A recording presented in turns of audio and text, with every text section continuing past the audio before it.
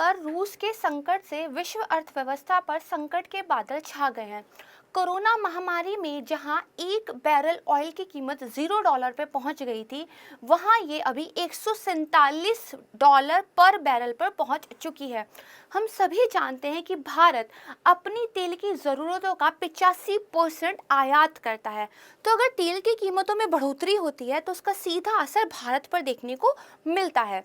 देखिए, ईरान और लीबिया वाले जो युद्ध हुए थे उसमें भी ऑयल क्राइसिस थोड़ा बहुत हमें फेस करने को मिला था, लेकिन इस बार ये संकट ज़्यादा मुश्किल है, क्योंकि पहली बात तो अमेरिका ने रूस के ऑयल पर बैन लगा दिया है, साथ ही यूनाइटेड किंगडम ने भी उनका समर्थन करने की बात कही है। तो कहीं ना कहीं रूस को नए कंज्यूमर्स ढूंढने पड़ेंगे अपने ऑयल की खपत के लिए। तो इसीलिए रिसेंटली एक न्यूज़ आई थी कि जो रशिया है वो भारत को 20-25% कम कीमत करके अपना ऑयल इंपोर्ट करने के लिए तैयार है।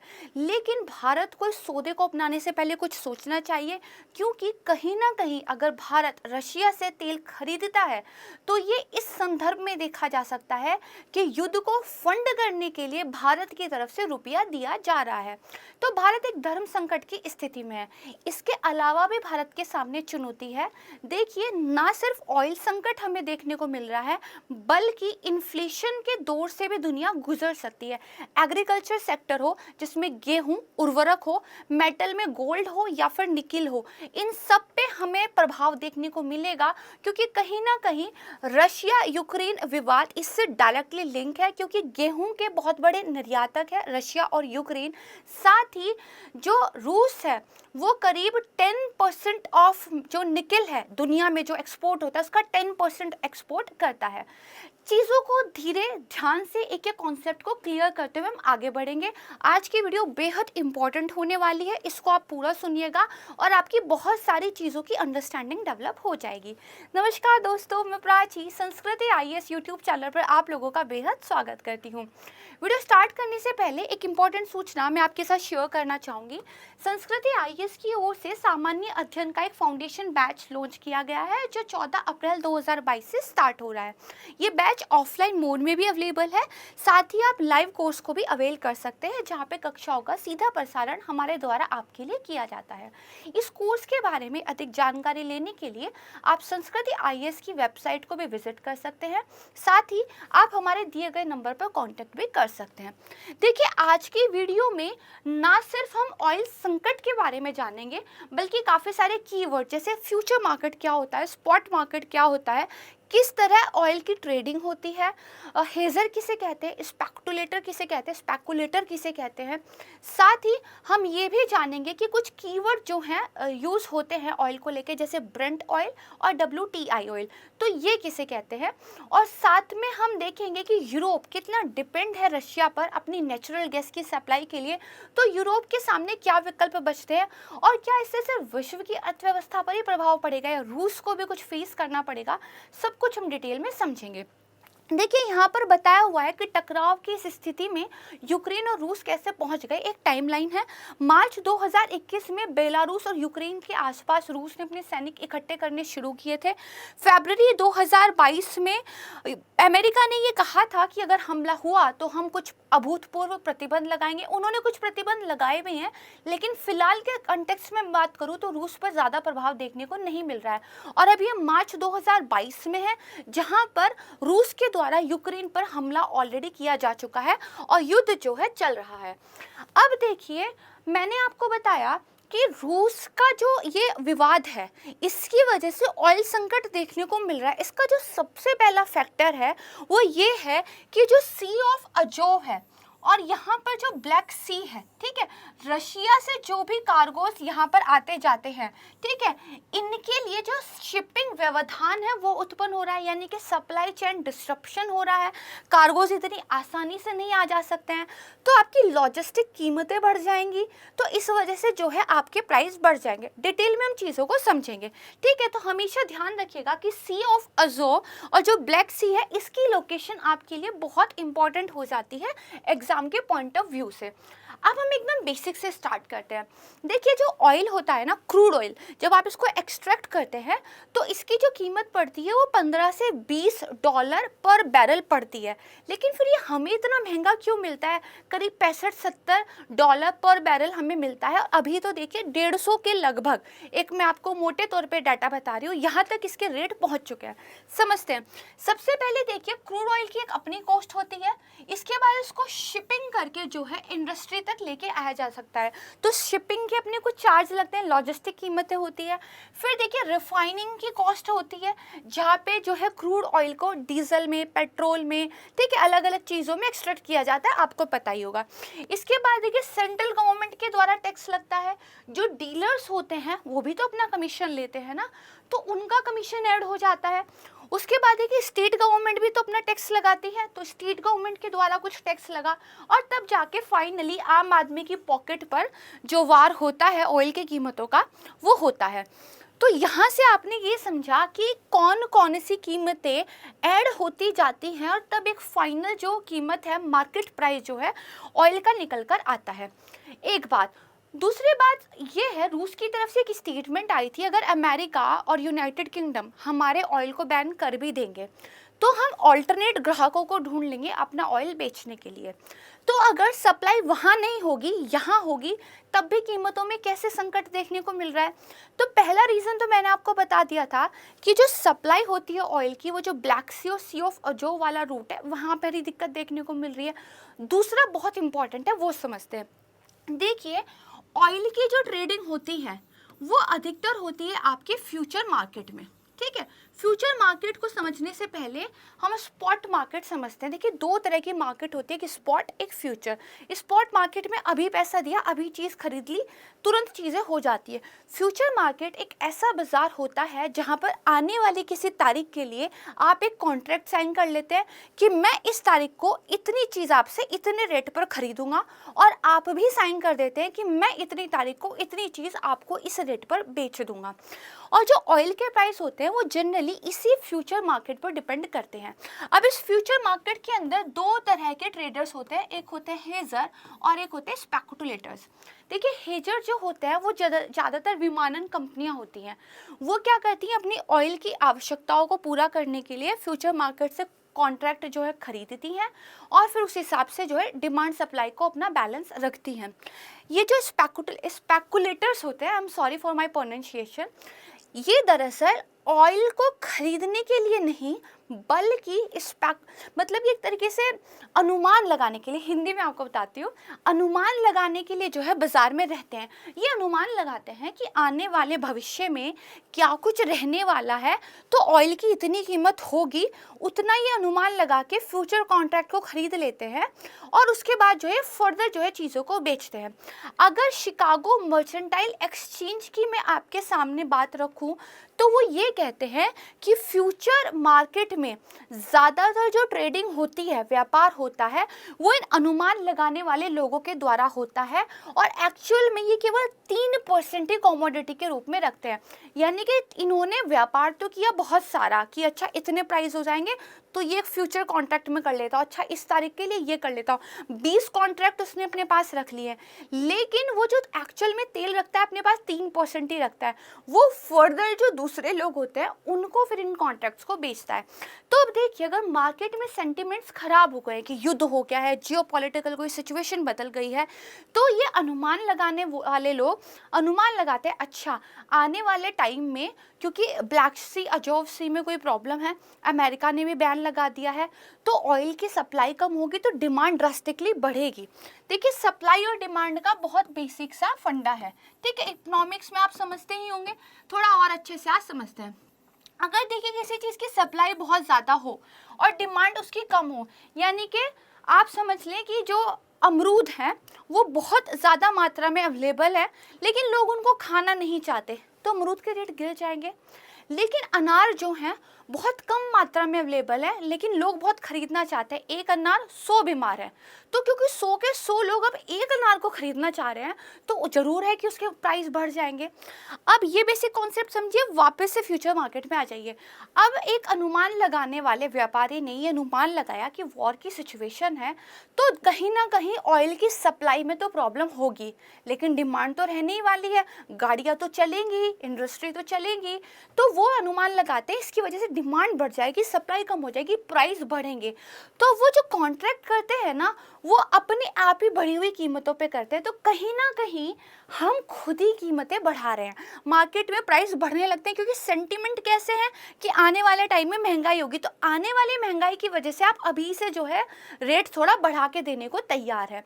तो इस तरीके से ऑयल के प्राइस जो है डिसाइड होता है। तो अगर कोई कहे कि रूस तो जितना तेल बना रहा था उतना अभी भी बना रहा है, बाकी कंट्री भी बना रही है, खरीदने वाले खरीद भी रहे हैं, डिमांड सप्लाई बराबर ही चल रही है, एक अमेरिका के बैन करने से कुछ होता नहीं, तो प्राइस क्यों बढ़ेंगे? तो प्राइस बढ़ेंगे क्योंकि ऑयल की कीमतें फ्यूचर मार्केट डिसाइड करता है। सप्लाई और डिमांड के अलावा मार्केट के सेंटिमेंट्स डिसाइड करते हैं। मुझे उम्मीद है आज के बाद आप ऑयल की प्राइस कैसे डिसाइड होती है इसको लेके कंफ्यूज नहीं होंगे। इतना आप समझ गए। अब देखिए, न्यूज़पेपर में एक वर्ड आता है कि ब्रेंट ऑयल जो है उसकी कीमतें बढ़ रही हैं। तो ये ब्रेंट क्या होता है? दूसरा एक वर्ड आता है कि WTI, ठीक है, उसकी एक बात आता है दुबई, कभी कभी यूज होता है। तो कुछ नहीं, देखिए जो आपका पूरा का पूरा ये वाला यहाँ पे अमेरिका वाला रीजन है, यहाँ से लेके जो रशिया का पूरा रीजन है, इसके बीच में, ठीक है, ये जो पूरा का पूरा ऑयल बिकता है, इसको एक टर्म दे दी है ब्रेंट ऑयल, ठीक है। तो ये देखिए ब्रेंट ऑयल हो गया। इसके अलावा जो सिर्फ ये अमेरिका जिसको बेसिकली करता है, इसको WTI बोलते हैं। तो कभी भी कंफ्यूज मत होइएगा कि इसका कुछ अलग मीनिंग होता है, वो क्रूड ऑयल ही है, कुछ अलग चीज़ नहीं है, सिर्फ उसके जोग्राफिकल एरिया की वजह से उसका थोड़ा सा नाम जो है अलग कर दिया गया है। ज़्यादातर कीमतें जो है ब्रेंट ऑयल पर डिसाइड होती हैं, ठीक है। तो ये आप समझ गए, यहाँ पे देखिए बताया हुआ है किस एरिया में क्या क्या आता है। तो ब्रेंट ऑयल और WTI क्या है? क्रूड ऑयल ही है। अब देखिए न्यूज़पेपर में क्या कुछ कहा जा रहा है कि ऑयल स्पाइक हो रहा है, स्टैगफ्लेशन आ रही है। ऑयल स्पाइक समझ गए, कीमतें बढ़ रही हैं, क्यों बढ़ रही है? स्टैगफ्लेशन क्या होता है? देखिए जनरली इकोनॉमी में ये माना जाता है कि जब प्रोडक्शन बढ़ती है, धीरे धीरे क्या है, थोड़े वेजेस भी बढ़ते हैं लोगों के, प्रोडक्शन बढ़ी, माल ज़्यादा बिका, माल ज़्यादा बिका, कंपनी को प्रॉफिट ज़्यादा हुआ, कंपनी को प्रॉफिट ज़्यादा हुआ तो कभी ना कभी वेजेस बढ़ जाएंगे, वेज यानी कि जो आपकी मजदूरी है वो बढ़ी, तो फिर आप मार्केट में चीज़ों को ज़्यादा खरीदेंगे। इसकी वजह से कहीं ना कहीं क्या होता है, डिमांड थोड़ी बढ़ती है तो इन्फ्लेशन आती है, महंगाई थोड़ी आती है। तो माना जाता है कि महंगाई का सीधा लिंक होता है ग्रोथ से, कि अगर महंगाई आपके यहाँ बढ़ रही है इसका मतलब लोग ज़्यादा चीज़ें खरीद रहे हैं, ज़्यादा डिमांड कर रहे हैं।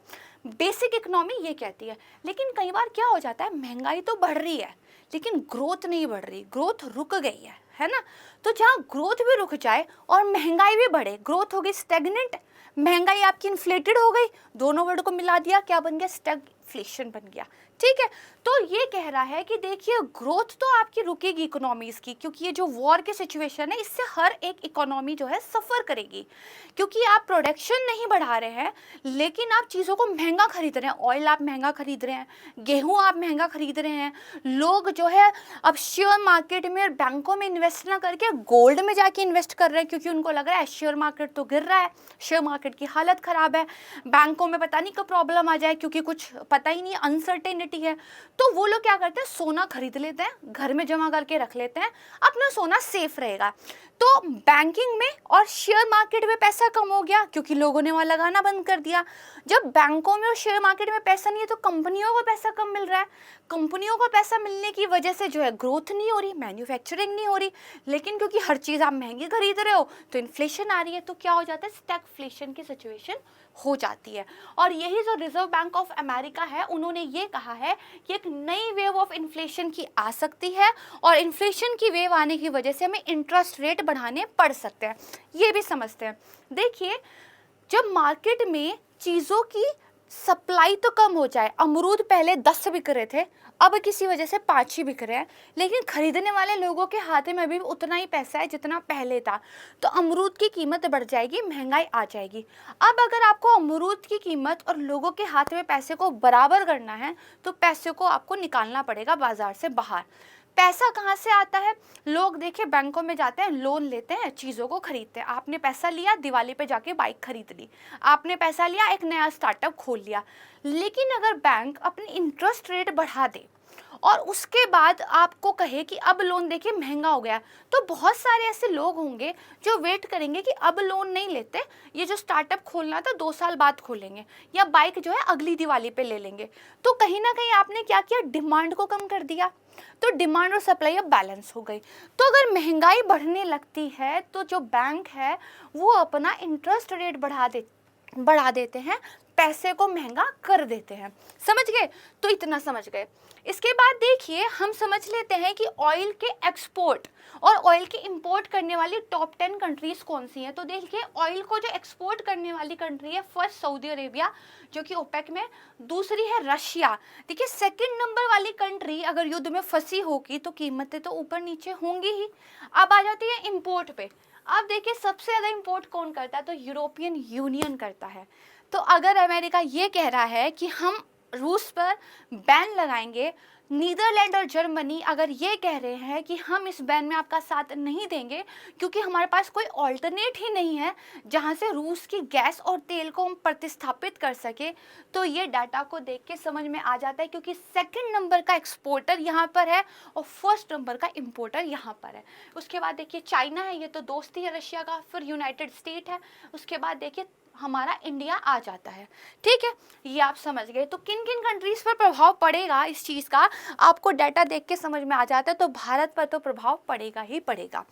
इसके बाद समझते हैं, देखिए कहाँ कहाँ वर्ल्ड में ऑयल में रिजर्व है।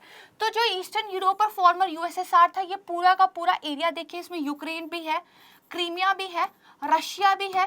ठीक है, इसके बाद देखिए वेस्टर्न यूरोप का ये थोड़ा सा इलाका, सेंट्रल अमेरिका, नॉर्थ अमेरिका देखिए पूरा रिजर्व पाया जाता है, मिडिल ईस्ट, आशियान और ओशियन। अब यहाँ पे देखिए जो पिंक कलर से दिखाया गया है यहाँ पे 9% मिलता है, जो ब्लू से 7%, ऑरेंज है तो 5% फर्दर डाटा दिया हुआ है।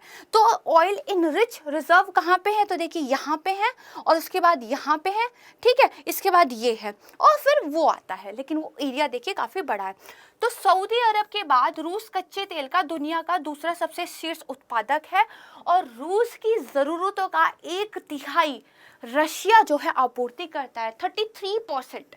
और यहीं पे हम आगे समझेंगे कि जो अमेरिका है वो सिर्फ 3 या 4% के लिए डिपेंड है रशिया पर, लेकिन वहीं जो यूरोप है वो 33% के लिए डिपेंड है। तो अमेरिका ने अगर बैन लगाया है समझ में आता है, यूरोप अगर नहीं लगा रहा है तो समझ में आ रहा है, डाटा हमेशा सच बोलता है। ठीक है, चलिए नेक्स्ट आ जाइए। अब यहाँ पे वर्ल्ड ऑयल एक्सपोर्ट करने वाली जो कंट्रीज है उनका एक मैप दिखाया गया, अच्छे से देख लीजिएगा। वर्ल्ड ऑयल इंपोर्ट करने वाली जो कंट्रीज है वो देख लीजिएगा, जैसे रशिया 5.2 है बैरल। हालांकि ये डाटा देखिए 2018 का है, अब रशिया जो है 7 मिलियन बैरल ऑयल जो है एक्सपोर्ट कर रहा है। ये 5.2 2018 में था पर डे। ठीक है, इसके बाद देखिए यूएस 3.8, यहाँ पे कनाडा 3.6, उसके बाद ये देखिए 8.3 जो आपका अरब पेनिसुला है। ठीक है, उसके बाद बाकी छोटे छोटे कंट्रीज हैं। अब ओपेक आ जाते हैं। ओपेक के बारे में हमने हमेशा से जाना है कि जो तेल प्रोड्यूसिंग कंट्रीज हैं उन्होंने अपना एक कार्टेल बना लिया है। ठीक है, वो मिलके जो है बैठ के बात करते हैं, अच्छा इतना तेल जो है प्रोड्यूस करेंगे, उस हिसाब से वो रेट को थोड़ा डिसाइड करते हैं। जब लगता है कि कीमतें बहुत गिर रही है तो वो जो है ऑयल का प्रोडक्शन करना कम कर देते हैं, जब उनको लगता है कीमतें बहुत बढ़ रही हैं तो उस हिसाब से चीज़ों को मैनेज करते हैं। यहाँ पे देखिए एक मैंने बेसिक आपको अंडरस्टैंडिंग हो जाए उसके बारे में चार्ट दिया हुआ है क्योंकि ओपेक भी इंपॉर्टेंट हो जाता है। अब देखिए रशिया जो क्रूड ऑयल एक्सपोर्ट करता है किस किस को करता है। ठीक है, तो यहाँ पे देखिए अदर ईयू हो गया, उसके अलावा सबसे ज़्यादा कौन है, तो चाइना है, जर्मनी है, नीदरलैंड है, बेलारूस है, Poland and then other countries है। तो इसलिए जर्मनी और नीदरलैंड की स्टेटमेंट जो मैंने वीडियो के शुरू में आपको बताई थी वो यहाँ से पता चलती है। तो देखिए यूरोपीय संघ अपनी गैस का लगभग 40% और अपने तेल का लगभग 30% रूस से प्राप्त होता है। समझ गए? इसके बाद देखिए टॉप 5 क्रूड ऑयल प्रोड्यूसर और उनका जो परसेंटेज शेयर है वर्ल्ड के क्रूड ऑयल प्रोडक्शन में वो दिखाया गया है। 2020 का ये डाटा है, ठीक है। तो यूनाइटेड स्टेट ब्लू कलर से है, ये वाली जो लाइन जा रही है, ठीक है, देखिए तो ये गिर रहा है। उसके बाद देखिए रशिया जो दिखाया गया आपकी ऑरेंज कलर की लाइन से, ठीक है, तो ये देखिए ये भी क्या है, गिर रहा है। उसके बाद अगर सऊदी अरब आप सब देखेंगे तो डाउनवर्ड मूवमेंट आपको सबका देखने का मिल रहा है। क्यों मिल रहा है? कब की बात हो रही है? 2020 की। 2020 में क्या था? कोविड महामारी थी, सब लोग घर में बैठे थे, गाड़ी चलानी बंद हो गई थी, फैक्ट्रियां आधी कैपेसिटी पे काम कर रही थी, तो ऑयल की खपत ही नहीं होगी तो प्रोडक्शन गिरेगा, ठीक है। तो देखिए डाटा सच बोलता है, ये आप समझ गए। देखिए अमेरिका जो है रूस से तेल और पेट्रोलियम के अपने आयात का 10% से भी कम लेता है, तो उसको ज़्यादा फर्क ही नहीं पड़ता, और रूस को भी ज़्यादा फर्क नहीं पड़ता अगर आप बैन लगा दो तो, ठीक है। वो भी कहने लगा लो हम और लोग ढूंढ लेंगे। तो इसी वजह से देखिए जो अलेक्जेंडर नोवाक है, इन्होंने एक स्टेटमेंट दी। इन्होंने ये कहा, अलेक्जेंडर नोवाक कौन है? ये देखिए रूसी उप प्रधानमंत्री हैं। इन्होंने चेतावनी दी अगर पश्चिमी दुनिया तेल पर और ज़्यादा बैन लगाएगी तो हम जो साथ में प्राकृतिक गैस की सप्लाई आपको कर रहे हैं, आप बैन लगा रहे हैं ऑयल पे, आप नेचुरल गैस पे बैन क्यों नहीं लगा रहे? मैंने पिछली वीडियो में आपको बताया था कि यूरोप के घरों को गर्म रखने के लिए रशिया की गैस पर वो बहुत ज़्यादा निर्भर है। अगर उसकी सप्लाई रुक जाएगी तो उनको इलेक्ट्रिसिटी पर डिपेंड होना पड़ेगा, और दिल्ली की तरह बिजली फ्री तो नहीं है, ठीक है, समझ गए। तो इन्होंने क्या कहा है कि अगर आप बैन लगाएंगे तो हम जो हैं, जो नॉर्ड स्ट्रीम पाइपलाइन 1 है जिससे रशिया से यूरोप में गैस की सप्लाई हो रही है, उसको क्या है, रोक देंगे। देखिए फिर जो मार्क रूटे हैं, ठीक है, ये कौन है? तो ये देखिए नीदरलैंड के प्रधानमंत्री हैं। इन्होंने एग्जैक्ट स्टेटमेंट ये दी है कि दर्दनाक वास्तविकता ये है कि अभी भी हम रूसी तेल और गैस पर बहुत ज़्यादा निर्भर हैं। अगर हम यूरोपीय कंपनियों को रूस के साथ व्यापार करने से रोकने के लिए मजबूर करते हैं तो इसका यूक्रेन पर भी और साथ में यूरोप के आसपास भी बहुत बड़ा प्रभाव देखने को मिलेगा, ठीक है। तो ये आप समझिए। उसके बाद देखिए बताया हुआ है कि जो रशिया है उसने ओवरटेक कर लिया है मैक्सिको को as a second largest oil exporter to the US. यानी कि यूएस को देखिए ये यहाँ पे 2018 से 2021 का डाटा दिया हुआ है, ठीक है। तो पहले जो है मैक्सिको नंबर 2 पे ऑयल एक्सपोर्ट कर रहा था यूएस को, अब जो है ऐसा रशिया कर रहा है। यूएस देखिए ऑयल का प्रोडक्शन भी अच्छा खासा करता है, बट उनके यहाँ खपत इतनी ज़्यादा है कि वो अपना भी सारा तेल खपत कर लेते हैं और बाहर से भी मंगवा लेते हैं, ठीक है। इसके बाद देखिए जो यूनाइटेड किंगडम है, जो कह रहे हैं कि आने वाले 1 साल में हम रूस पे अपनी निर्भरता कम करेंगे, वो अपनी नेचुरल गैस कहाँ से प्राप्त करते हैं? तो देखिए यूनाइटेड किंगडम ये दिया हुआ है, ये नॉर्वे है, ठीक है। उसके बाद ये कतर है, इजिप्ट है, नाइजीरिया है, ठीक है। तो इंपोर्ट करते हैं ये सब पाइपलाइन से और साथ में लिक्विड नेचुरल गैस को। यहाँ पे क्या लिखा है? यूक्रेन की आपूर्ति व्यवधान जो है व्यवधान से सीधे प्रभावित नहीं होगी, क्योंकि यूनाइटेड किंगडम अपनी गैस का 5% से भी कम आयात करता है। तो जो बात अमेरिका के मामले में सही थी वो इनके मामले में भी सही है कि आप दे लो नेचुरल गैस की धमकी, हम तो 5% ही आपसे लेते हैं, हमें इसका कुछ ज़्यादा फर्क देखने को नहीं मिलता। इसके बाद देखिए आ जाते हैं तेल, प्राकृतिक गैस और साथ में कमोडिटी, ठीक है। बाकी चीज़ों की कीमतों में भी रिकॉर्ड बढ़ोतरी, ऊर्जा की बढ़ती लागत के साथ पश्चिम में जो मुद्रास्फीति है वो 7% से ऊपर जाने की उम्मीद है। इन्फ्लेशन आने की उम्मीद है। क्यों आने की उम्मीद है? मैंने आपको रीज़न बता दिया। तो इसीलिए जो अमेरिका है और साथ में जो अंतर्राष्ट्रीय ऊर्जा एजेंसी के अन्य सदस्य हैं, उन्होंने कहा है कि भाई जो हम आपूर्ति में व्यवधान हो रहा है इसके को बैलेंस करने के लिए 60 मिलियन बैरल तेल जो है अपने भंडार से जारी कर देंगे, रिजर्व से रिलीज कर देंगे। फिर देखिए रूस ना केवल दुनिया का तीसरा सबसे बड़ा तेल उत्पादक है बल्कि दूसरा सबसे बड़ा प्राकृतिक गैस उत्पादक है। इसके अलावा कोयला निर्यातक भी है, नंबर 3 का, पहले पे ऑस्ट्रेलिया है, दूसरे पे इंडोनेशिया, और गेहूं का दूसरा सबसे बड़ा निर्यातक भी है। तो कहीं ना कहीं आप देख रहे हो सेकंड थर्ड पोजीशन पे रूस बहुत सारी चीज़ों के एक्सपोर्ट पे बैठा हुआ है, समझ गए। देखिए कौन सप्लाई करता है यूरोप को ऑयल? तो सबसे ज़्यादा रूस, ठीक है, कंपनीज दी हुई हैं उसकी। फिर से देखिए रशिया, ठीक है, उसके बाद फिर नॉर्वे, फिर सऊदी अरेबिया, देन सोल। ये समझ गए। अब आ जाते हैं गेहूं के। तो गेहूं के निर्यात में यूरोपीय संघ, रूस और ऑस्ट्रेलिया के बाद यूक्रेन चौथे स्थान पर है। तो अगर दो कंट्री, रूस और यूक्रेन, दोनों गेहूं के एक्सपोर्ट के लिए जाने जाते हैं, दोनों ही आपस में लड़ पड़े तो कहीं ना कहीं खाद्य इन्फ्लेशन, फूड इन्फ्लेशन भी आनी ही है। ठीक है, तो ये क्या कह रहा है कि जो यूक्रेन और रूस है वो सूरजमुखी तेल के भी दो प्रमुख एक्सपोर्टर है। इसके अलावा रूस और उसका दोस्त बेलारूस म्यूरेट ऑफ पोटाश, इसके भी दुनिया में नंबर 2 और 3 के उत्पादक है। और भारत देखिए, ये जो म्यूरेट पोटाश है इसको कंप्लीटली इंपोर्ट करता है। अब हम जो है 100% इसका आयात करते हैं, तो कहीं ना कहीं हम पे इसका भी प्रभाव देखने को मिलेगा। अब अमेरिका क्या कह रहा है? अमेरिका एक तो कह रहा है ईरान के साथ जो हमारे सौदे से हम पीछे हट गए थे उस पर फिर से बातचीत शुरू करते हैं, ताकि रूस की जगह हम ईरान से ऑयल ला सकें। इसके अलावा ईरान ने अमेरिका ने वेनेजुएला पर प्रतिबंध लगाए हुए थे। ठीक है, तो वो क्या कह रहे हैं? वो कह रहे हैं वेनेजुएला से भी हम बातचीत करेंगे, बातचीत में ये कहेंगे आप हमें तेल दो, हम आपसे जो है सैंक्शंस हटा लेंगे। तो अमेरिका देखिए पहले किसी पे सैंक्शन लगाए किसी वजह से, लेकिन अब क्योंकि नए इंसान पे, नई कंट्री पे सैंक्शन लगाए तो उन पिछले वालों से दोस्ती करने के लिए तैयार है। तो अमेरिका का यही हिसाब किताब है। अब देखिए एक डाटा से समझते हैं कि इन्फ्लेशन कैसे आ रही है। यहाँ पे दिया हुआ है रियल जीडीपी इम्पैक्ट और यहाँ पे सीपीआई, यानी कि जीडीपी पे क्या फर्क पड़ेगा अगर क्या हो जाता है, फुल इन्वेजन सिनेरियो हो जाता है। अगर पूरी तरीके से आक्रमण वाली सिचुएशन बन जाती है तो जीडीपी और साथ में कंज्यूमर प्राइस इंडेक्स पे क्या फर्क पड़ेगा। ये देखिए लाइन थी बेसिक वाली, तो जीडीपी देखिए गिरेगी, ठीक है, और इन्फ्लेशन जो है देखिए बढ़ेगी।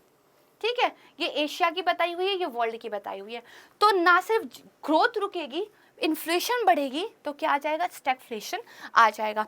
अब देखिए ओपेक की बास्केट प्राइस, ये मंथली दिए हुए हैं और यहाँ पे डेली दिए हुए हैं। तो देखिए 1/11/2021 पे यहाँ थे, अभी देखिए ये 22 में कहाँ पहुँच गए हैं, तो यहाँ पहुँच गए हैं।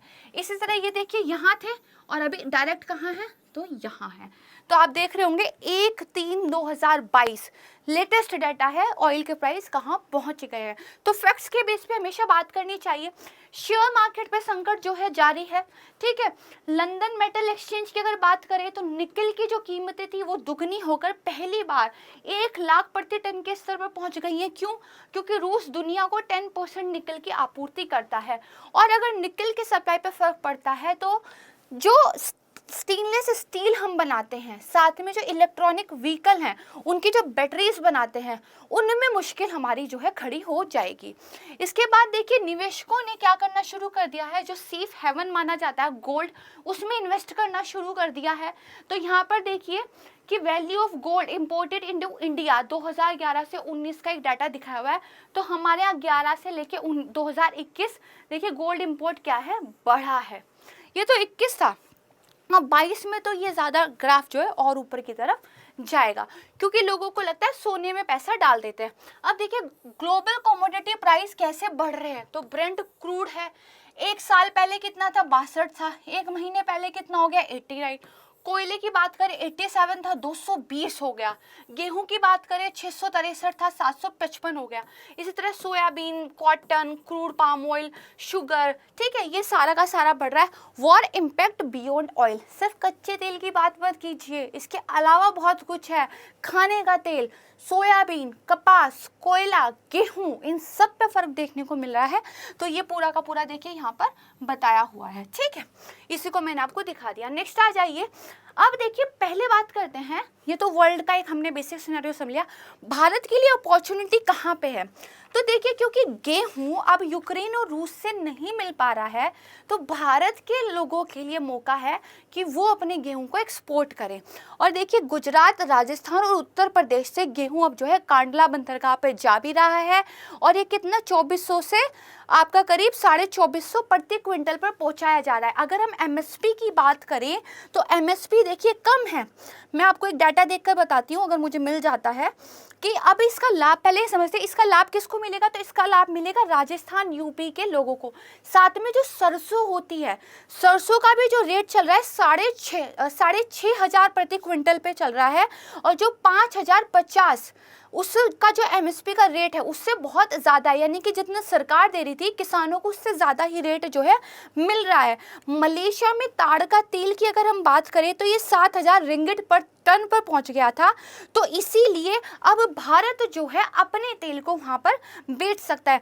वनस्पति तेल हो, तिलहन हो, इन सब की कीमतें बढ़ रही हैं, और क्योंकि हम तेल बहुत ज़्यादा आयात करते हैं तो हमें महंगाई भी देखने को मिलेगी, लेकिन हम अपना वाला चीज़ों को मार्केट में बेच के मार्केट को कैप्चर भी कर सकते हैं। ठीक है, अब देखिए जो गेहूं की कीमतें थी उसका जो एमएसपी मूल्य है वो कितना है, 2015 रुपये प्रति क्विंटल, लेकिन जो कांडला बंदरगाह में गेहूं पहुंचाया जा रहा है वो कितना, 2400 प्रति क्विंटल, यानी कि एमएसपी से ज़्यादा प्राइस जो है किसानों को मिल रहे हैं।